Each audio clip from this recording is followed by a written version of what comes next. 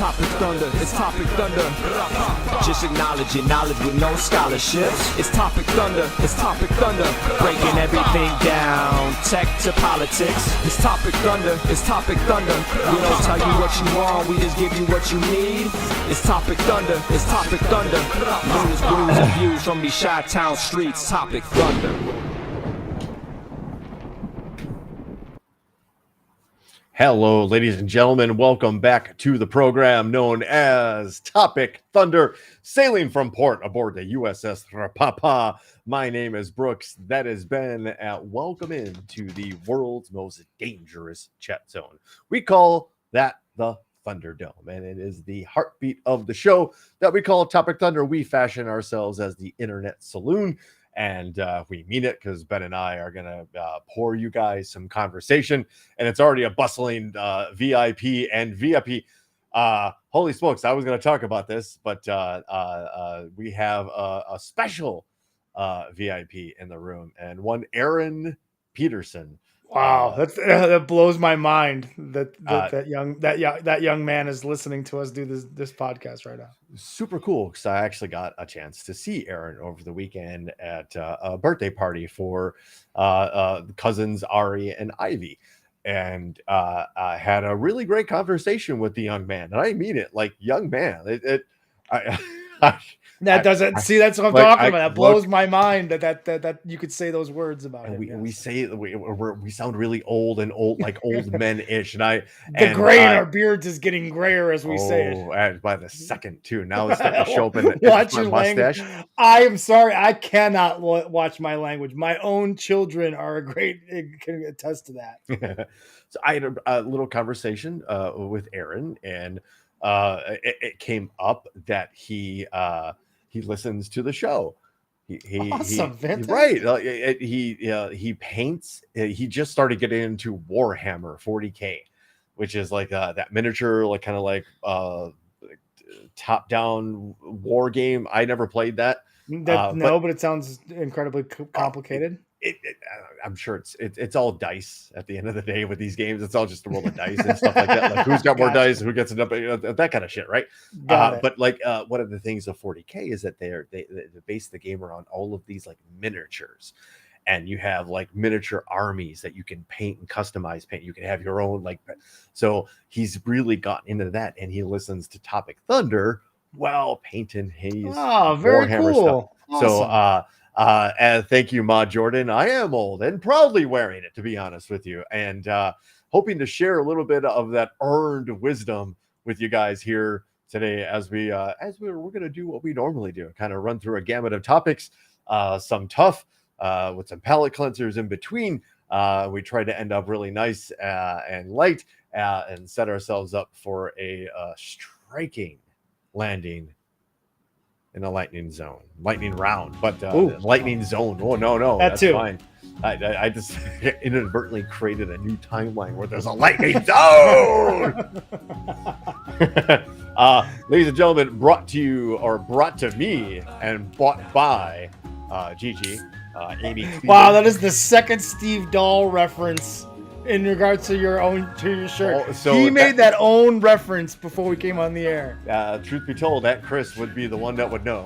And I was like, oh shit, Ben, I completely forgot. I was like, I also like the pumpkins. Billy Wack brought that up in the chat in the Thunderdome. Like, those are some badass pumpkins. I was like, Ben, nice pumpkins. And I realized, oh shoot, this is the last show before Halloween.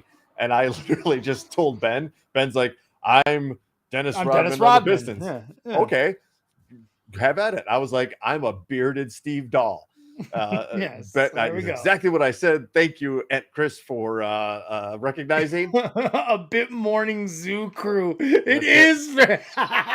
Yes. All right, we're coming at you live, ladies and gentlemen. Welcome into the program. We're going to take you all the way through your morning drive here. Ladies and gentlemen, welcome in. We got a lot of people listening right now. We're going to get right into it. We got Wacky Ben in the driver's seat over there. That's what we call it. Going to the chopper for the traffic report. We're going to go up to 80 Cleaver for your on the scene in the chopper, weather, and traffic reports. We do them both because we're smart. She's up there. She can see the weather, and she can see the traffic below. That's what we do here on the Wacky Morning Zoo. Woo! I'm in the wrong. I'm the business. wacky sidekick. Yeah. I'm the sports you're not guy. Rob. You're actually Ben. It's not exactly like Howard Robin. It isn't. Right. I don't consider you a sidekick. I consider you a co-host. I'm not the host of the show. I'm a co-host of the show. Right. I don't look at it like, but like, yeah, we're your morning zookeepers, or I guess Wednesday evening Thunderdome sweepers. I don't know. We're info tenders. And we like to welcome you into the program with a little libation. This is new. This is new to me. It's right up there on the coolest can. Pretty neat, right? The Hobgoblin. Yeah. So Hobgoblin is the brand. That's your I guess label. This is their Ruby beer. I don't know what Ruby beer is. Does that Ruby Beers Day? I was gonna say is that leads me to believe that there is like a fruit flavor to it, or like a grapefruit, almost essence, a citrus. Oh, I thought it was going to taste like the actual gem, and I was like, I've never tasted rubies. Well, that I guess that too. I don't know. I've been on my my pun game lately. Yeah. So here's to ask Gigi. We were driving in a car and I was singing parody songs. It was quite intense. All right, so enough about me as I Gigi, start recording those and sending them to me, please. As I drift off a la Steve Dahl into an awkward dead air situation. Here's a Hobgoblin Ruby beer for you, folks.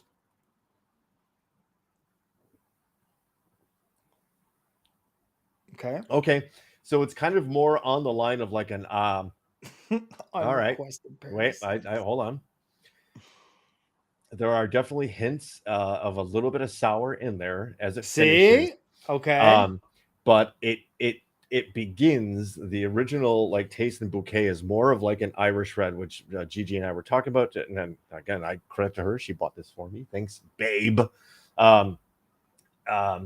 Finishes actually kind of sour, kind of dry. So I want more. To it. I want more. Does it say on the can? Like usually on the can, it'll give you like what the ingredients are. Let me see what the website says. Because I can't see the can anymore. There's not enough light in here, and my eye prescription is no longer valid. Here we go. Drink legendary. This distinct Ruby beer's sweet caramel, and fruity aromas tease the taste buds. My taste buds have been teased. Brewed with smooth and rich chocolate and crystal malt, and a blend of Fugels and Styrian Golding hops. My favorite band from 1972. Fugels and Styrian? It's Fugels and Styrian Golding. They were like a trio, like singer. They were like Crosby, Stills, and Nash. Yeah, like that. Yeah, but those dudes like completely buried these guys and stole all their songs. By drinking this beer, I can expect a delicious, full-bodied toffee flavor and fruity finish of figs, raisins, and dates. Oh, okay. I got none of that because my palate is ignorant. Yeah. Did you taste chocolate? I did not taste chocolate, nor did I taste or a fruity. You did kind of say that you had a fruity finish to it. Smell says citrus. Taste toffee dry. I got the dry part right. Biscuit. It literally, this is the taste they advertise on their website. It tastes like a biscuit. It's really, I don't know if it's hard to read on the screen there. On a bitter scale of 1 to 5, it gets a 3 bitter. It is a 1250 pound. How many ounce? Pence. Milliliter. It's 500 milliliters. Milliliters. Allergens, barley. Oh shit. It was good. Oh, there it is. Folks. The hops. Fuggles, Styrians, and Goldings. It's a badass can. One could argue what it is. It's right up there. Like. Yeah, it's right up there with the best cans that we've had, other than that unicorn one. But unicorn versus ninja will always be. That is the bar. It has been set. It has been set and not reached yet. So I guess why don't we just get to it? No snappy segue into it, folks. But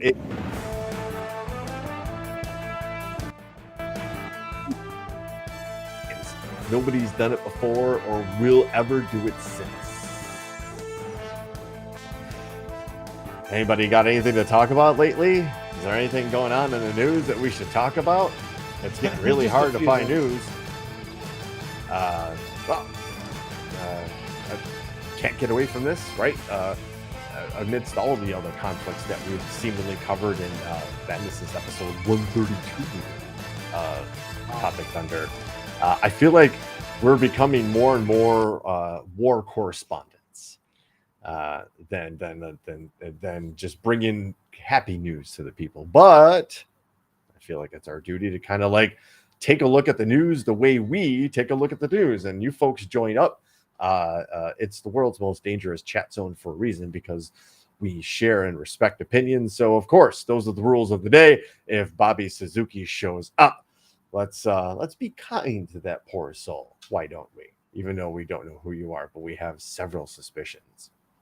First off, ladies and gentlemen, in regards to Israel Hamas, which is again a nice way to kind of like state that, because that's what it is. It's not Israel versus Palestine. It's not Jews versus Muslims. It's State of Israel versus the terrorist organization known as Hamas. We've talked about how information has become very murky and how information can be used as weapons. Let's go to The Guardian, who might actually be one of the last bastions of at least honest reporting. Right. There are some hints of bias, but as unbiased as one can seem to get. And we increasingly talk about how difficult it is to find unbiased news. The UN chief was shocked by a misrepresentation of comments in row with Israel. I'm going to scroll all the way down, and I'm going to read what the UN chief said in totality. Excuse me, I did not hit the cough button. Steve Dahl would be disappointed.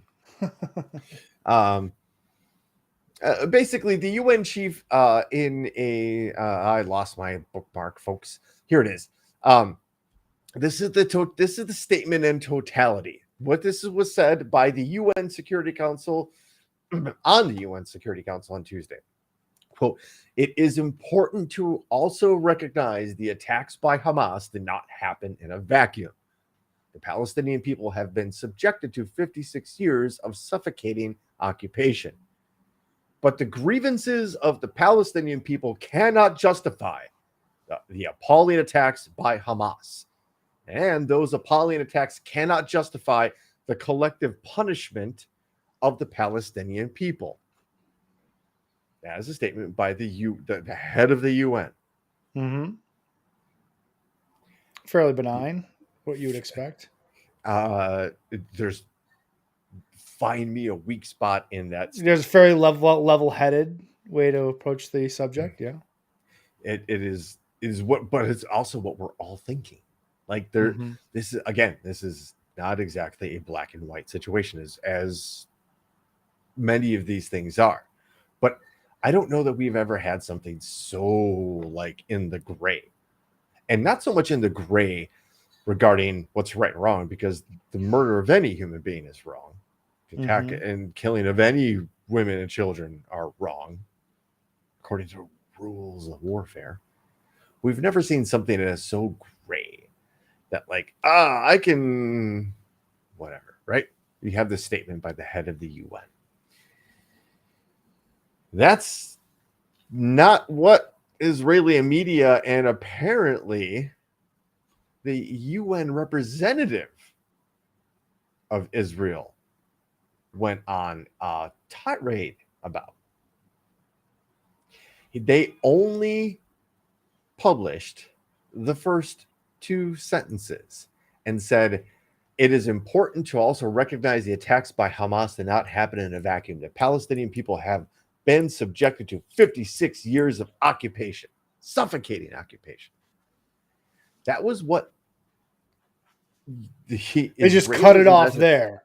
That is what they complained about, not the total statement, not everything that was said.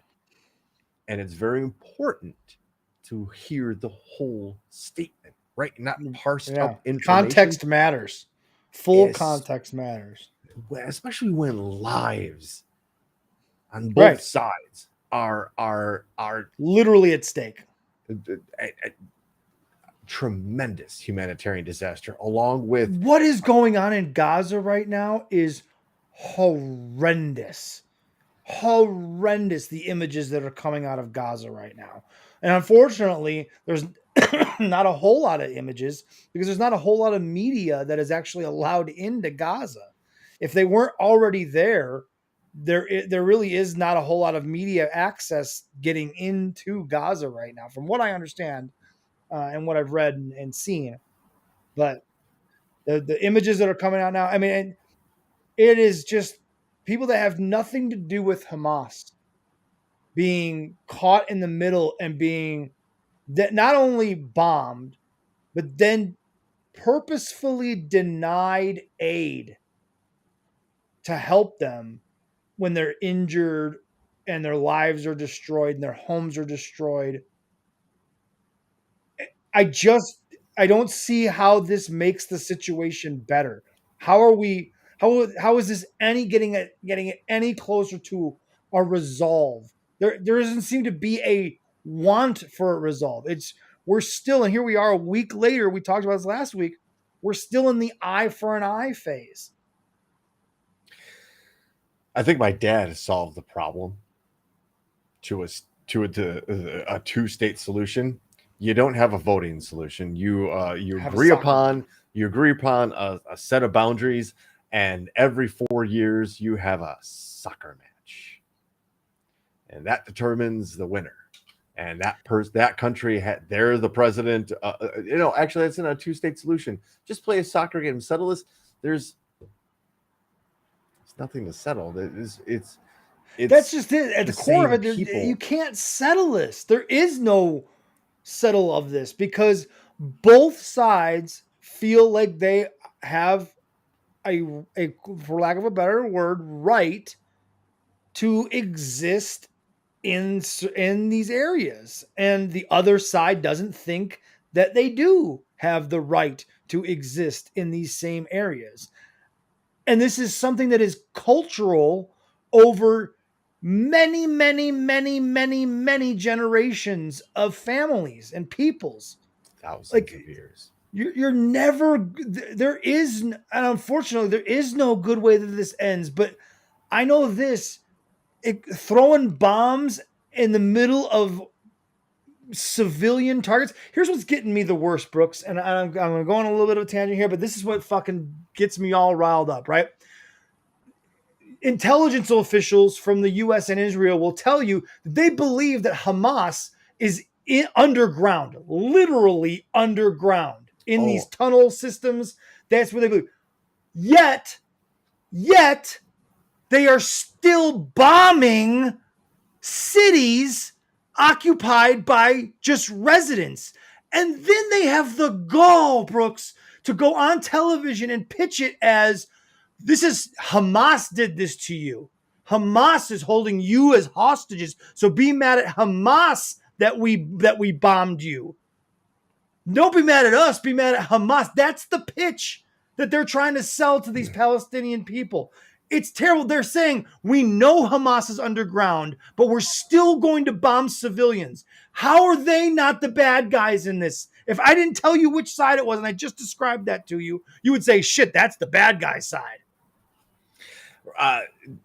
But I could also say then your good guys are raping women, mutilating, beheading babies. Like there's evidence of that now, right? Side. So there is no good That's guy. why I said that it's so gray that we have to keep in mind that the gray here, because each side now in this not only like a physical, like ballistic conflict, but the information warfare is so important right now to both sides. Last week we talked about the initial reaction to the bombing of the hospital, right? Was what it was. Like, oh my God, there 500 people are dead, when it never really hit the hospital, hit a parking lot. There's a still raging debate as to where that rocket came from right now. And Mhm. and we even withheld any sort of judgment and gave reservation to the idea that it could have been a false flag attack. Right. All we were trying to get to the bottom of was like, was it an Israeli airstrike as it was being promoted versus something that may have accidentally landed at a place that I don't know that you would target if you're trying to inflict maximum casualties, right? So we have to be very careful as the information is being parsed to us and being headlined to us, because I get it, but these each are the side, intelligence officials saying that they understand that these people are underground. Then it seems but the rocket systems aren't underground. inhumane to bomb places that you know the bad guys aren't. If you know you're not bombing the bad guys and you're bombing, what does that make you? You're bombing the spots that they're probably using as headquarters for ground forces, above ground, and or like rocket launching spots. I get what you're saying. I understand. Right. And I get what you're saying too, that the other side is awful too, that there The other is side no is good side clearly here. using humans as shields and civilian That's why there's got to be a better way than just throwing bombs at each other, I because that agree. only escalates to a level that you cannot come back from, like generationally altering. I mean, look at what happened in Japan. They still haven't fully recovered from nuclear bombs being dropped on those areas.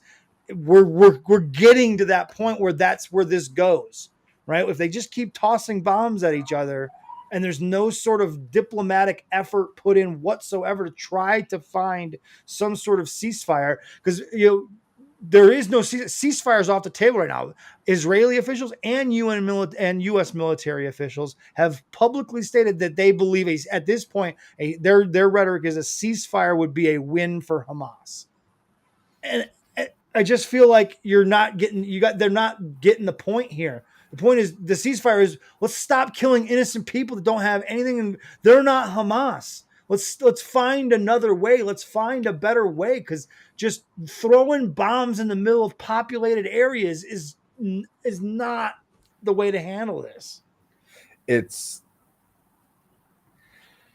it's it's so complicated, right? And we're just a couple of But it's our human nature to just want revenge and vengeance. something that to justify our loss, or some way to redirect our energy into that type of like, we all felt it here in America after 9/11. This is the only thing comparable to that is that the feeling of like, who did it? Let's go get them. Who the fuck did this? Right. You fucked Everybody up get in your Tuesday. car. We're going to go find those motherfuckers. Right. It's that sense of, they did what to my sister? That kind of thing. Yeah. Like watching two ginormous skyscrapers in the biggest American city fall will do that to you. And I'm sure the same way, like losing power and running low on food and water and fuel to run hospitals is terrible. It's horrible. At the same time, for the Palestinian people to kind of allow Hamas to run the joint, basically. And I'm not trying to, because Is there an allow though? Like, allow is a kind of a weird word.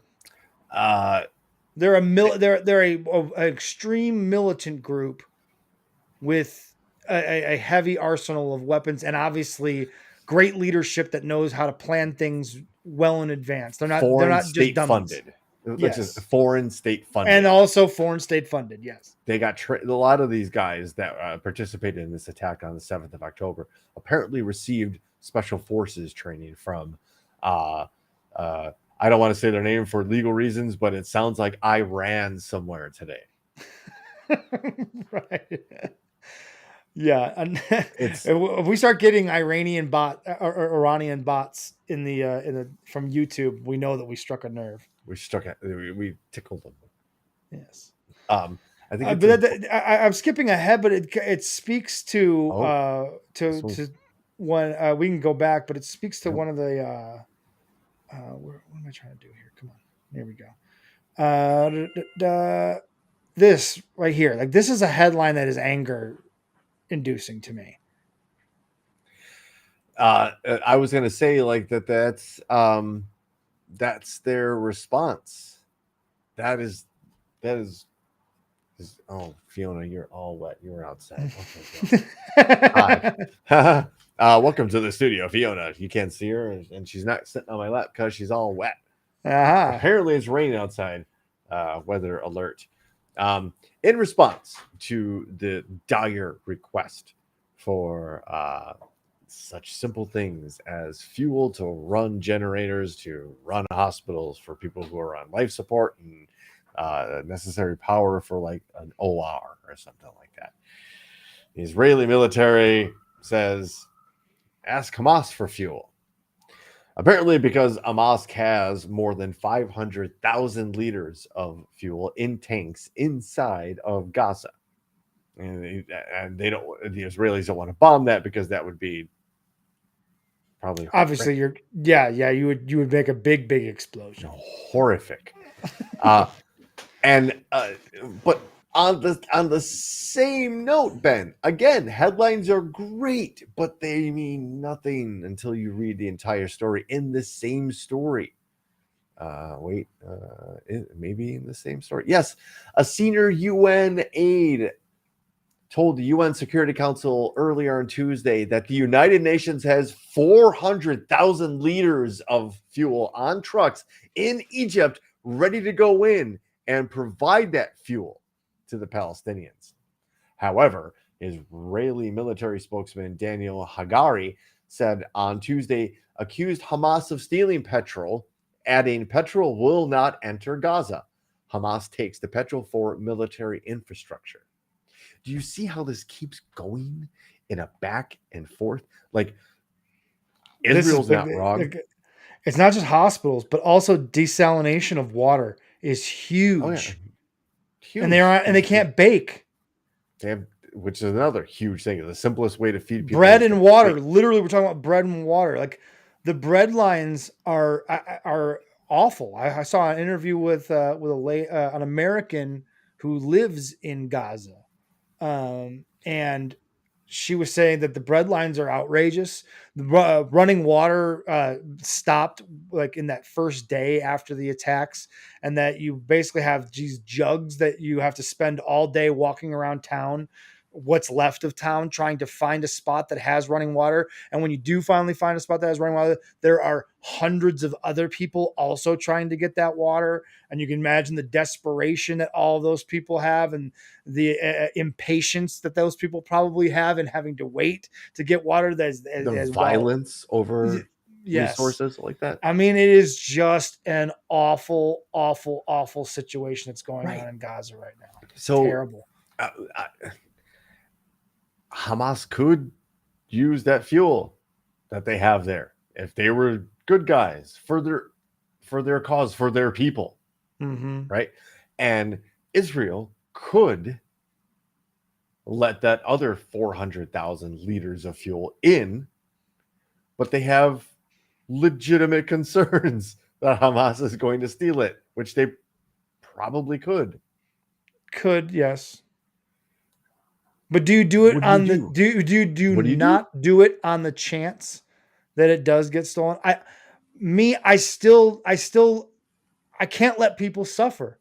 I can't let innocent people that are caught in the middle suffer on the chance that Hamas is going to steal that fuel. I got to take the chance that it's going to get to the people that need it the most. But what if I told you that if Hamas steals that fuel, that people are going to suffer because of it? Yeah. Right. And this is why you have security councils. This is why you have multiple people sitting at a table with differing opinions, offering their points of view. This is why you don't have yes men or women sitting at the round table going, "You're absolutely right. We think you should drink bleach. We think you should shine a UV light down your throat. That'll cure that horrific disease." Sounds good. Yes, sir. Right, ma'am. Whatever. This is why smart people put different opinions, different educated expert opinions around. And then unfortunately, decisions fall upon those people. Then we call them leaders. And at this point, I think we can look at leadership as a whole here and see a whole lot of failure. I think we can see a ginormous amount of cowardice, but at the same time, we can see some acts of humanitarianism. I honestly believe that Israel would have already have sent tens of thousands of their own troops to knowing doom in those tunnels underneath Gaza had it not been and inflaming the entire region had it not been for the intervention of the United States government, including its president. I honestly believe that. Yeah. And if you wanted to say, if you want to like throw out the argument, like, hey, he's just defending the old guard, man, sometimes we need better than the alternative. Yeah. Sometimes we need a little bit of that as we transition into something. But while that transition is happening, we need people that will just keep our moral compass straight. Sure. And Joe Biden. Yeah, we're still no close to coming up with a plan of what this looks like when it's all over. Like what is the end, A, and what happens after it's over, where Israel still is not interested in having those discussions, it seems. And it is important to keep them focused on understanding the importance of that based on our own mistakes. I think it's humbling for a president like Biden to go to these countries and say, listen, we went through something like this and we made terrible mistakes that we could admit in hindsight were bad mistakes. We let our emotions get the best of us. Being willing to admit that makes your advice a lot easier to take, right? That was a great approach. I'll give him credit. He may be damn near senile, but whoever's around him that fed him whatever fucking narrative he was going to give, they did a good job of feeding him the right narrative there. I think he's a little more sharp than than we get. Yeah, I think the media likes to pick and choose, and there's a marked difference what the media shows you, what the president says versus what the former president says, because there's a segment coming of some crazy ass shit that the former president has said. That if you think what Joe Biden says is like, oh, you see now, he said this, he said that. Just the other day, Trump just said that. Viktor Orban, Turkey, president, is the of Hungary. Oh, Hungary. Excuse me. Sorry, I knew it was a food related word. The president of Turkey. That's yes. Which we all know is President Erdogan. So, if Joe Biden said that in public, could you imagine? Oh yeah, what the media would be doing right now? Trump said it, and I would venture a guess that there's probably only 3 of us in the chat zone right now that know he said it. Erdogan. I said it wrong. It's great because also Dad F and Brooks coming up with great rules for this soccer game. To carry a weapon. Yeah, only the goalie will. He's the rules master. He'll be the games master that he'll flowing robes, cigarette in one hand, Tisky in the other, that announces the start of the game and that kind of stuff. I all for that for Dad F and Brooks. One more thing to kind of tie a little bit of bow, and what's going on in Ukraine right now is very interesting, but that might not be the focus of the show right now. But they got ATACMS, which is a longer range missile, and they proved effective when they completely wiped out a complete airstrip full of helicopters and bombers. And it was unannounced, so Russia wasn't expecting it, and it severely crippled a certain Russian air ability to deliver attacks. But there's been some very interesting things found on the bodies of these Hamas fighters, including pills, pills of Captagon. Have you ever heard of Captagon, Ben? No, I know about a lot of drugs. I don't know about Captagon though. This stimulant drug, also known as cocaine for the poor, allowed Oh, okay. allowed terrorists to commit heinous acts with the sense of calmness and indifference. Simultaneously, it kept them highly alert for extended periods and suppressed their appetite. Basically, it is a rage-inducing amphetamine type stimulant that has been clandestine, produced in southern Europe and trafficked through Turkey. Erdogan.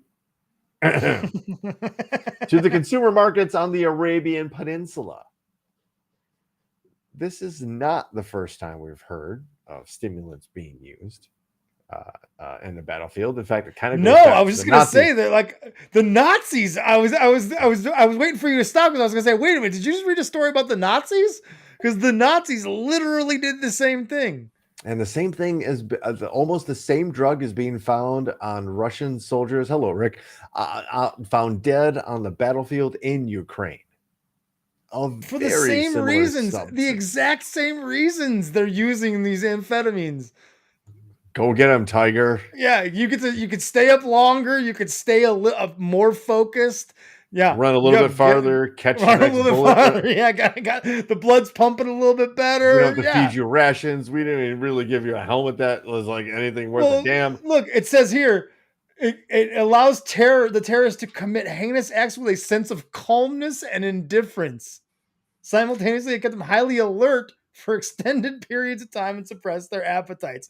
I mean, if you wanted to give soldiers that you wanted to make killing machines a drug, you would give them this drug, right? Yeah, so this makes sense. Yeah. And I'm sure, let's spade is a spade.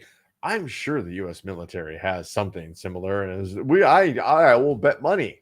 I don't think anybody would take me up on that bet that the U.S. military has something similar. It's just a little more glamorous and doesn't have the well. Similar substances have been found on and in the systems of dead Russian soldiers on the battlefield in Ukraine. Hey, look at And that.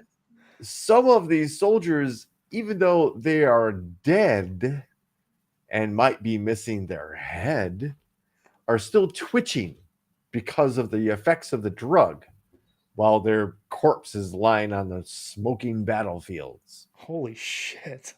God damn.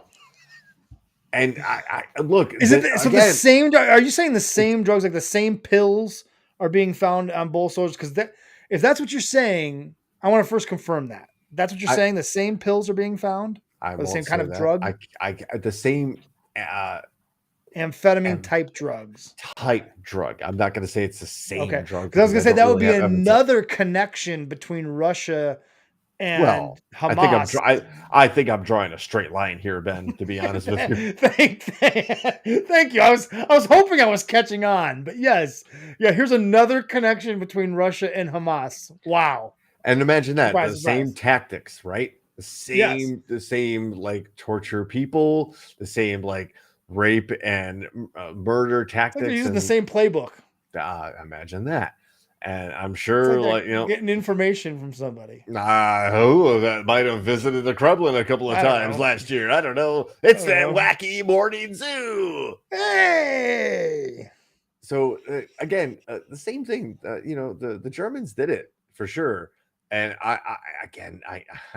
Hitler was one of Hitler's biggest downfalls was that he was so fucked up on amphetamines that he was making crazy decisions that cost them the war. Like there was a point where he was winning. Like let the history books show that there was a small period of time where like he was winning and things were going his way, and there are historians that would argue that his drug abuse is a huge factor in him making some really terrible decisions that led to the things turning around very quickly for the Germans.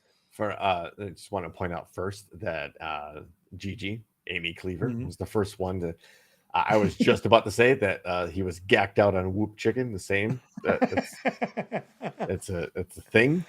Yeah. Second, and then there's Aunt Chris. The second point is like, yep, until the drugs really set in. And oh, and by the way, have you ever YouTube videos of Hitler shaking? Because they're awfully similar to videos you might find on YouTube of Vladimir Putin shaking while sitting in a chair. So I maybe both have Parkinson's. I don't know that. I'm not their doctor. But I also know people who are on the Twitchies, right? I can kind of recognize that. We got that little extra like, you can't, you have to put a death grip on the arms of your chair so your arms and hands aren't shaking because you're so gacked up on Whoop Chicken. I can't find anything I can't find anything quickly. But if you just type in Hitler drugs into YouTube, there are a ton of videos talking about his drug use. It's well known. Yeah. How much methamphetamine was in his life and what it meant to basically the rapid downfall of the Third Reich, because it wasn't just he was winning, he was dominating. Right. I was tempering it a little bit, but yes. A high Hitler. Oh, a higher Hitler. Just to kind of throw a little bit. No, that's bad. We shouldn't be joking about that. But here we are. Welcome to Topic Thunder and the world's most dangerous chance on the Thunderdome. You know what, Ben, we parked on this story for a while, so I think I want to kind of skip through a couple of things. But yeah, like, okay, so the Russian soldier, imagine that there's a connection. But I don't even want to. Hey, folks, we have a Speaker of the House in the House of Representatives, and he's anti LGBTQ as you can get. He's absolutely as anti-abortion for any reason as you can get, and he doesn't accept the results of the 2020 election. Oh boy, he checks all the boxes, Brooks. I didn't know who this fucking asshole was until about 4 hours ago when it was announced, when I got an alert on my phone that said he was elected as the Speaker of the House. So I immediately went, I've literally never heard of this asshole, and he's got the most, obviously the most common name one could possibly have in the United States. Like Mike Johnson is his plain milquetoast average white American that's just what you picture. And he is what you picture when you picture what Mike Johnson that is in the House of Representatives, and a super conservative. That guy looks like a super conservative. Like and reading up on him, holy cow, Brooks. He's low key Mr. Trump. He's one of the biggest Trump lackeys there is. And he was not very media. He was not out on the media. He wasn't a face of the Trump movement, but even worse, he was the behind the scenes Trump supporter. He was a quiet one. He was the sleeper. Yes. And the one that was kind of almost milquetoast. Hey, Joe. He was almost like they kind of wanted him in the first place and wanted to kind of rope-a-dope you a little bit with here's a Jim Jordan for you. Here's a Jim Jordan again for you. Oh, Steve Scalise. Oh, not quite. But then here's this guy named Mike Johnson. He looks the part. He sounds the part. And he certainly has that ultra right-wing handbook. And yes, he supported a coup against the United States of America. Sure fucking did. Nowhere near a seat of power in our government. Absolutely nowhere near. In fact, dare I say, might be a criminal. I don't know. You support a coup? We should probably ask you a few questions while you're in an orange jumpsuit. Yeah, how he came to be in the government is also an interesting story. I'm sure you're going to get into that too. No, actually, I don't want to talk about this asshole any more than I have to be honest. All right, fuck him then. I think we're in for actually a palate cleanse, Ben. All right. Let's do it. I mean, as much as I want to talk about domestic situations, we probably spent too much time on international ones, which is our want. But I think in order to kind of keep things light and kind of brighten up our life and remind ourselves that there are good things, folks, this is a cheer dad in Temple, Texas, who was, I don't know, this is the dad, the daughter's on the field, and he's supporting his daughter in a way that should make you tear up a little bit. Good for him. Man's got moves too, by the way. Yeah, he's been practicing with his daughter. His daughter. He's out there like he would be if it was your son. He knows the routine. I mean, good for him. Look at that. And he's built and works. It clearly works out that nobody's gonna fuck with him.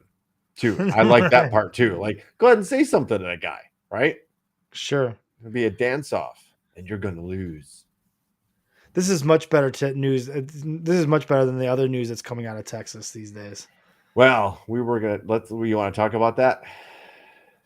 We can briefly. It was a story I was going to share. It's something that is like literally my backyard. Yep. Lubbock County, the county that I live in, it has passed laws that basically punish people for helping women cross state lines to get an abortion. They call it abortion trafficking. That's the way that they frame it, and it's the largest county that's in the country at this point to have passed such a law, and it's insane and infuriating because it's almost impossible to police. You're gonna share your screen here. Yeah. Share my screen. There you go. So they want to punish people that no, this isn't punishing the woman who's getting an abortion. This is to punish those that help a woman cross state lines to get an abortion. And the way that they are going to police this basically is by snitches, civil lawsuits.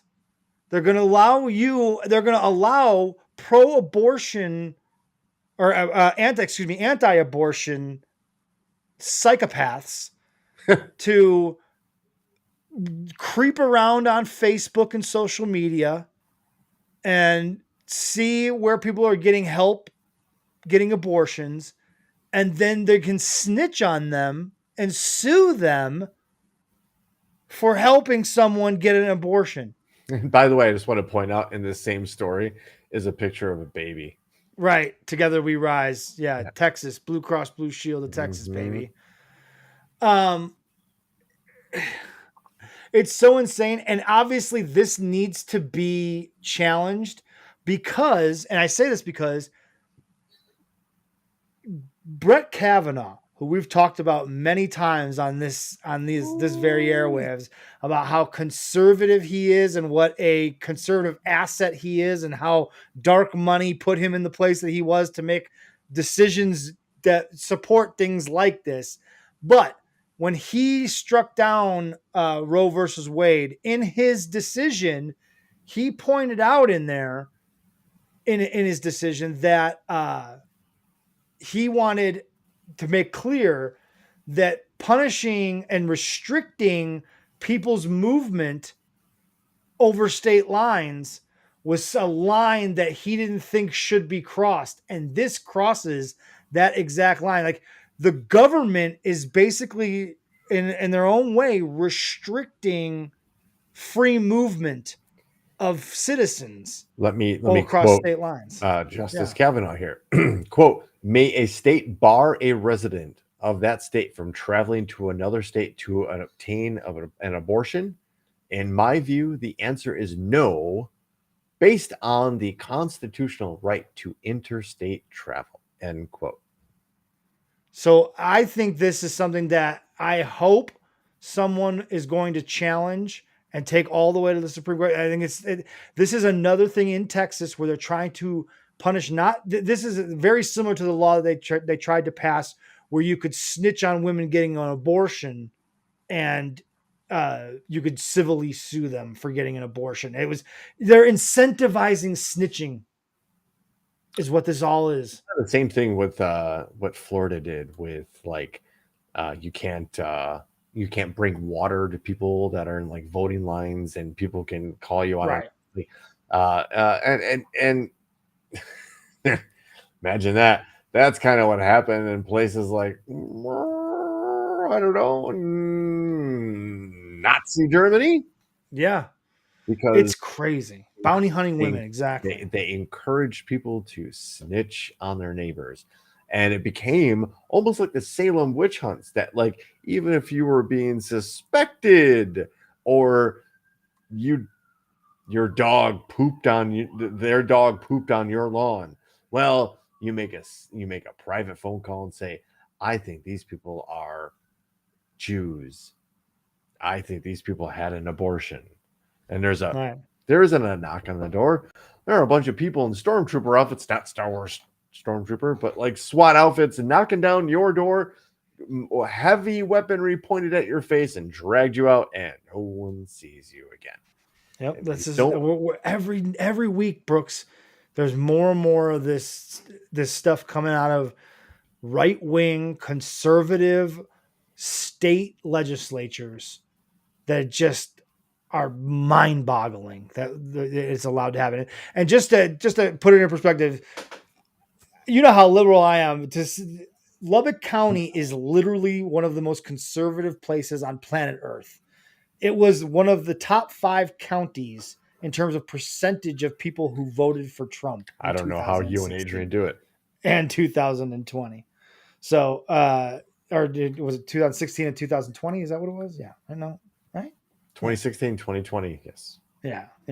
So yeah, largest percentage, top 5 largest percentage of Trump voters right here in Lubbock County.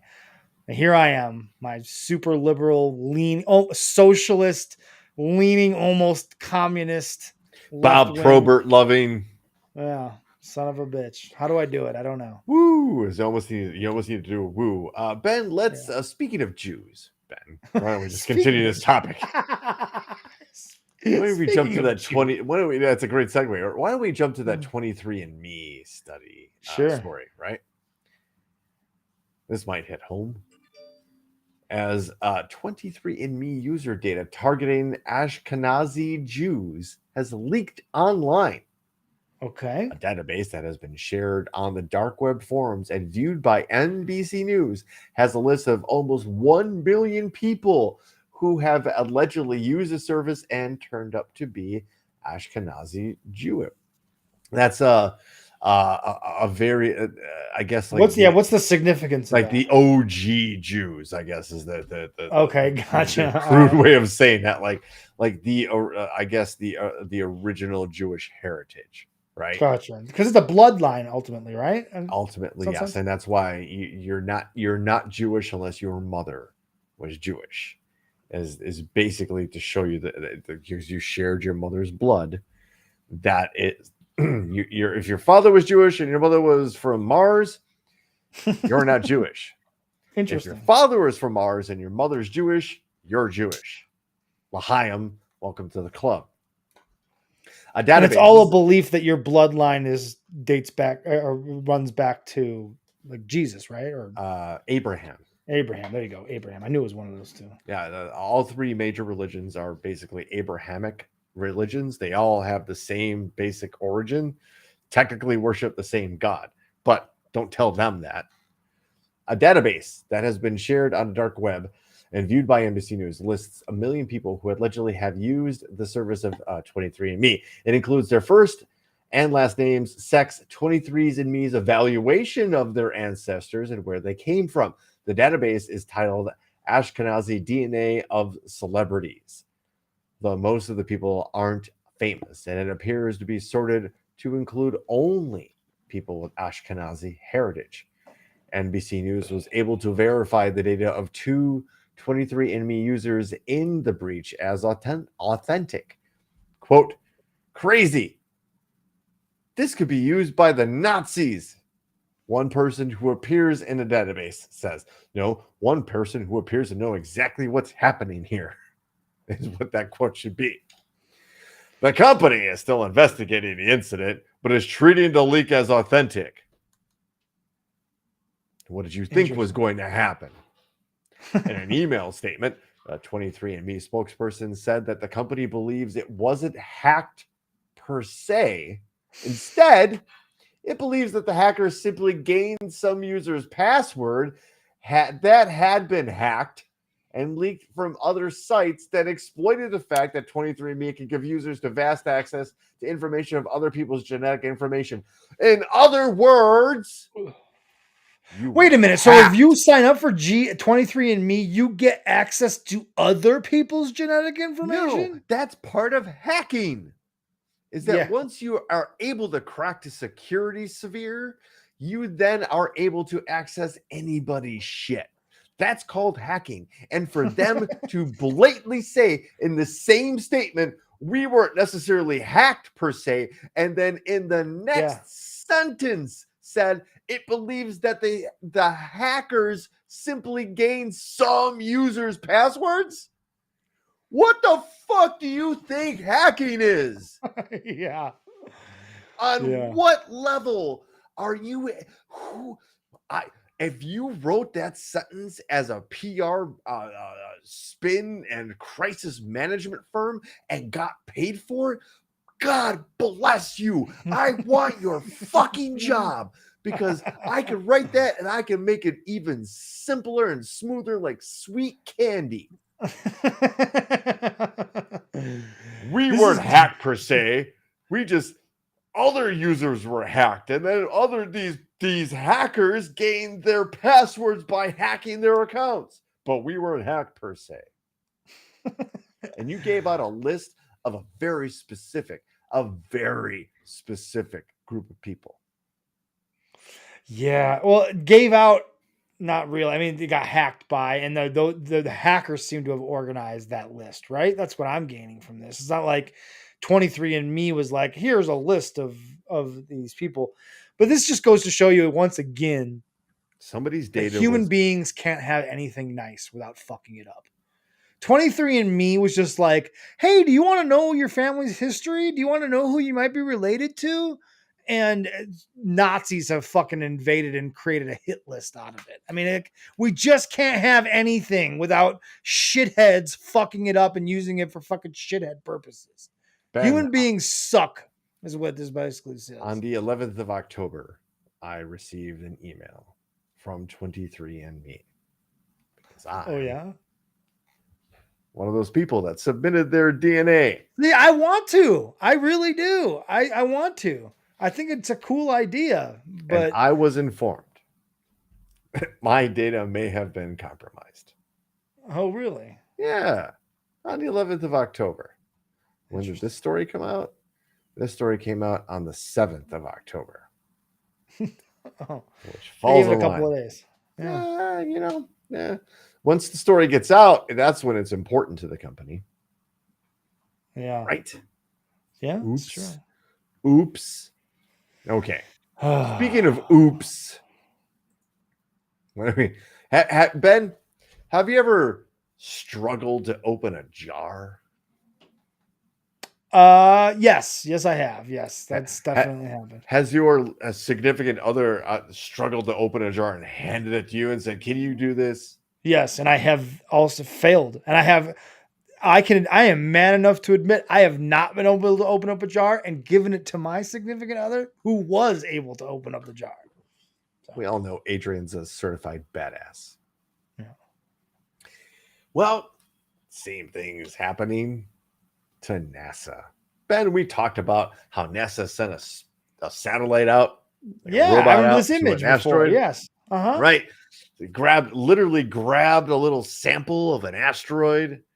Brought it back, millions of miles or some shit. Yeah. Right. Successfully landed this capsule full of intriguing asteroid soil samples that might prove a whole bunch of things about the creation of our solar system, and even, dare I say, life itself.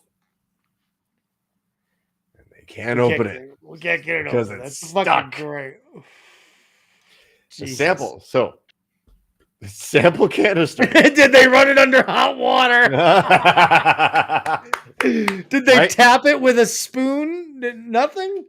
Apparently, for the past week, the curation team for the OSIRIS-REx mission has been having a hard time opening up the head round sampler at the end of an articulated arm on the spacecraft that was used to grab the sample from the asteroid. The TAGSAM, the Touch and Go Sample Acquisition Mechanism, is where the bulk of the asteroid sample is.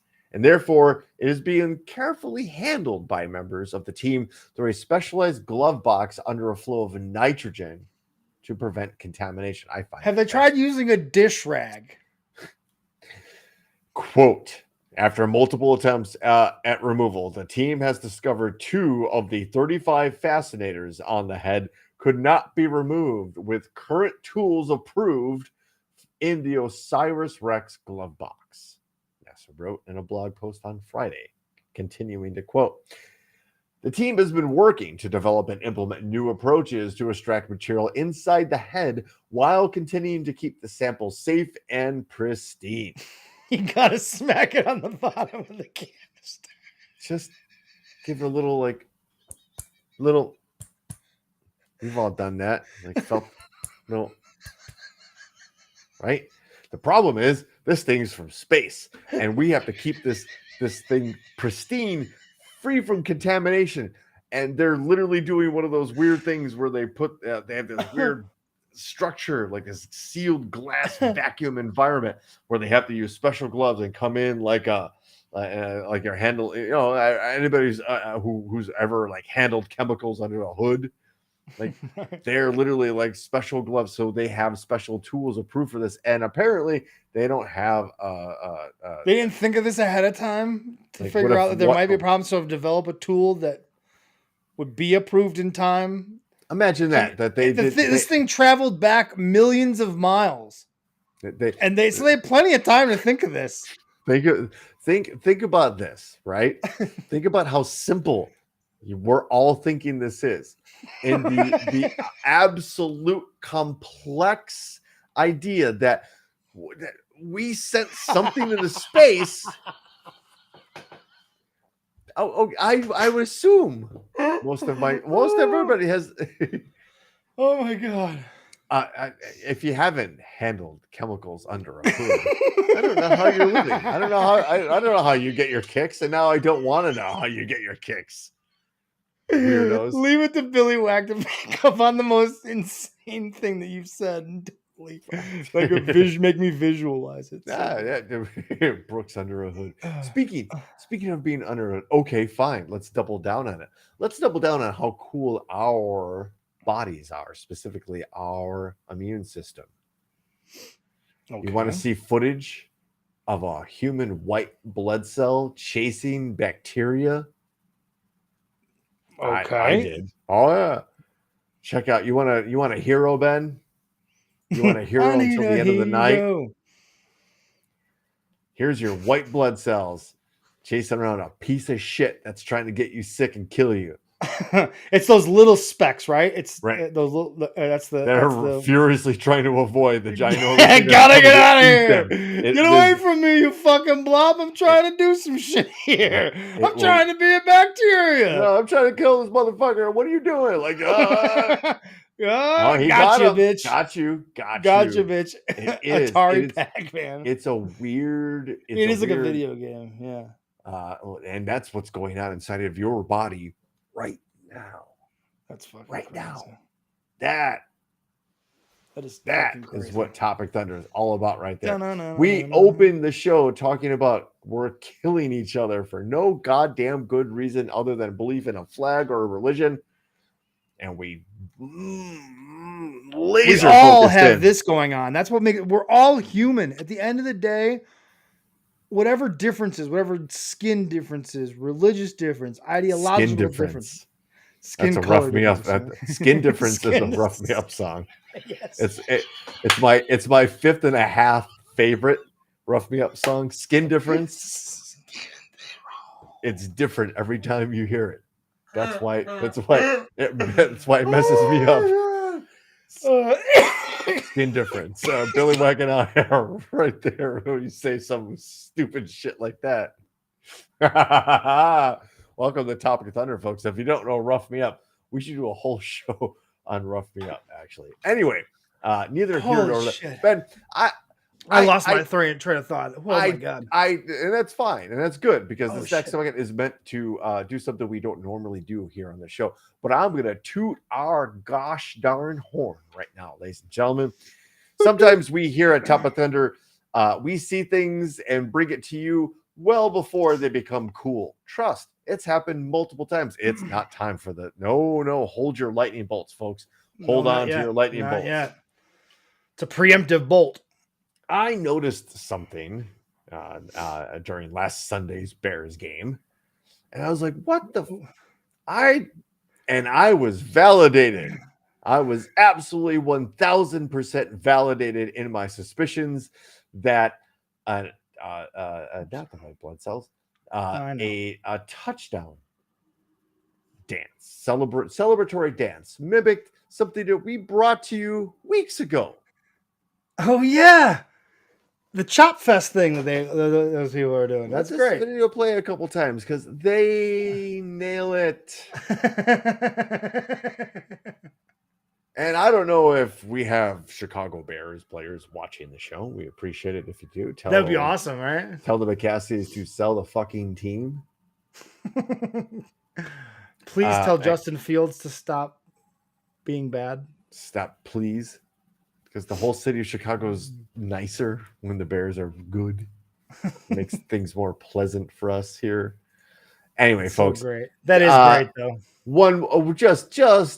Again, I don't want to toot our horn too much, but when we kind of get something ahead of time like this, we're ahead of the game a lot. Gotta let you know that, and it's not us, Ben. It's our producers. We have to give our. We have a hard-working staff behind the scenes. Absolutely a hard-working staff. You know what I'm saying? You know what I'm saying? And with that, ladies and gentlemen, we bring you my dad's favorite segment. Hitting the post is what we do here on the show.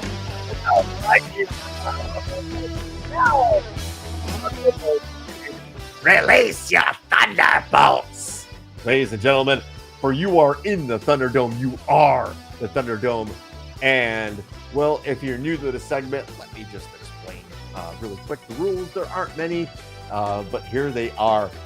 3 stories enter the Thunderdome, and 1 is voted number 4 to be read by you, the people. Without further dilly or where did I go? Oh, there I go. Dally, ladies and gentlemen.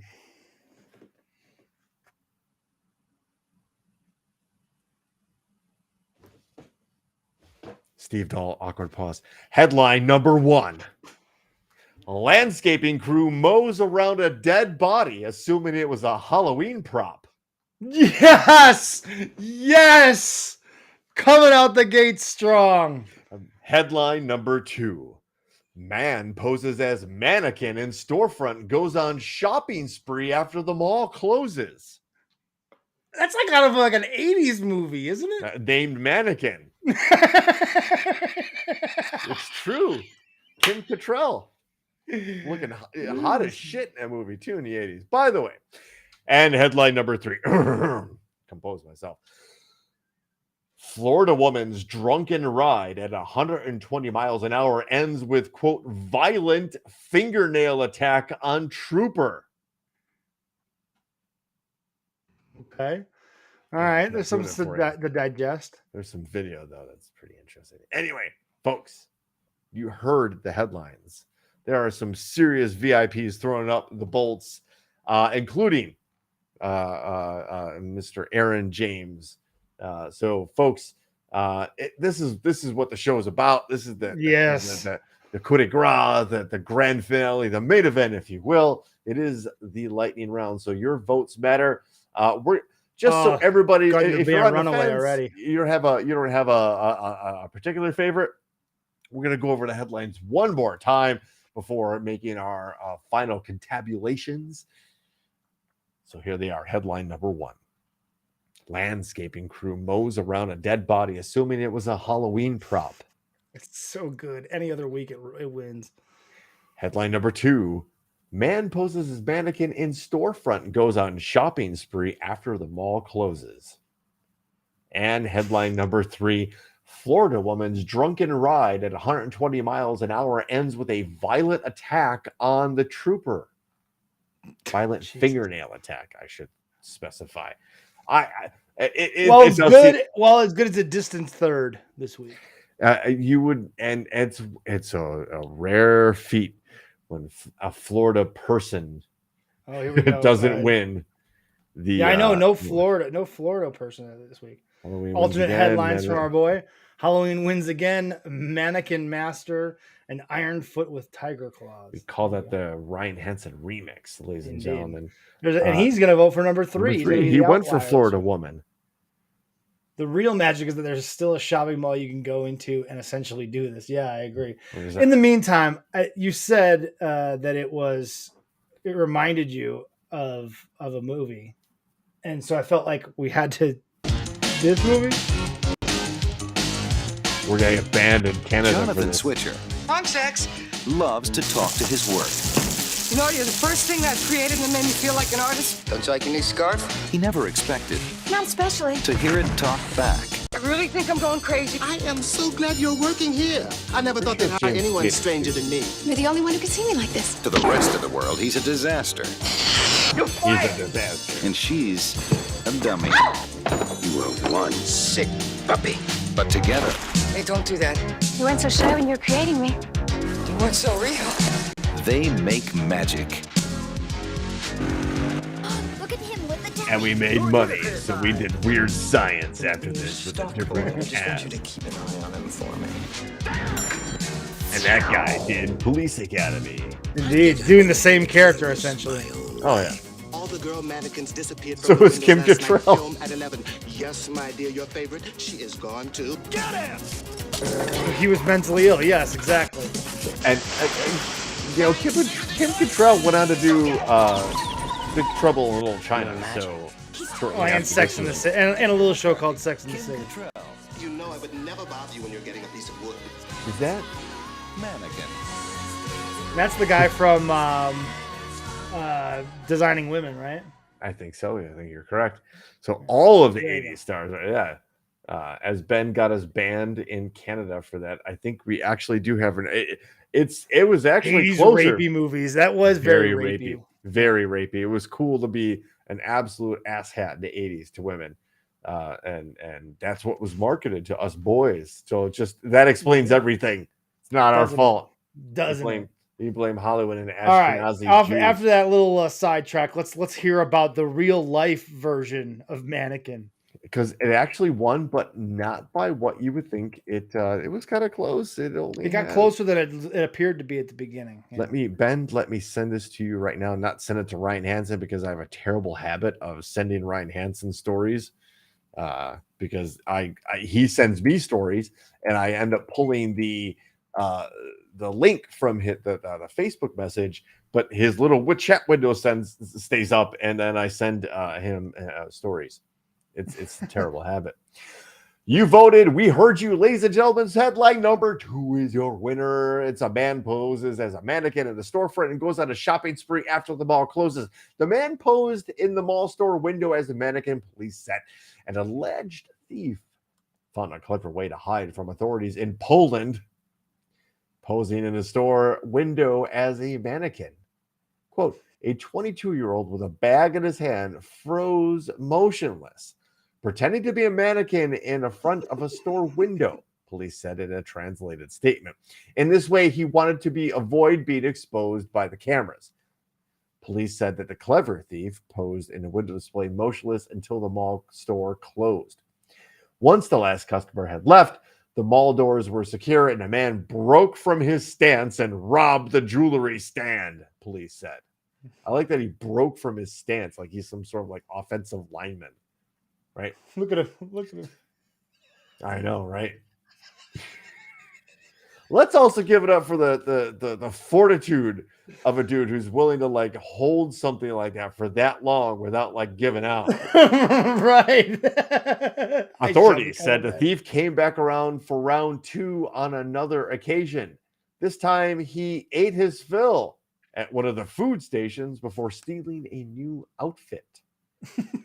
Afterward, he returned to have some more food. Polish authorities, I'm sure pierogies and kielbasa. Right. Polish authorities said that eventually the man's luck ran out as he was noticed by mall security guards. On the third time. He was arrested and police said he could face up to 10 years in prison. This was not the man's first time stealing from a shopping mall, according to the police. The police said he took money from a cash register and attempted to steal other items after it had closed. And that's the end of the article. That's it. Right. This is like every person's like quasi dream, right? To be able to be in the mall after it closes and just have your run of the place. Right. I mean, I'm not looking to. I silently stood in place for hours. All I got were these lousy Wranglers. And not even like actual Wranglers, like Polish Wranglers. Like you really lost out. Knockoff. You really lost out on that one, pal. Folks, what can I say? That is the lightning round. That's democracy in action. We celebrated here on the show. We call it Topic Thunder. So, folks, gosh, it was star. Polish Wranglers is also that's got to be something. Is that a? That's got to be. It's not a Rough Me Up song. That doesn't really fit Rough Me Up, but it's the house band's new album. It's like Polish a Rough Me Up pseudonym for things that they didn't feel fell under their banner. It's like, we're just gonna call ourselves Polish Wranglers. Let's do it. Which is weird for those guys because holy shit, Rough Me Up doesn't give a. It's not Wranglers with a W. It's Wranglers with an R. It's Wranglers with a V. If you wanted to be really specific about your Polish language. So that's Topic Thunder, ladies and gentlemen. You are the star of the show. Ben and I just kind of steer the ship a little bit and bring things to you. This show's nothing without you. From the deck of the USS Thunderpapa, it's been Topic Thunder. This is Ben and Brooks signing off until next Wednesday at 7 p.m.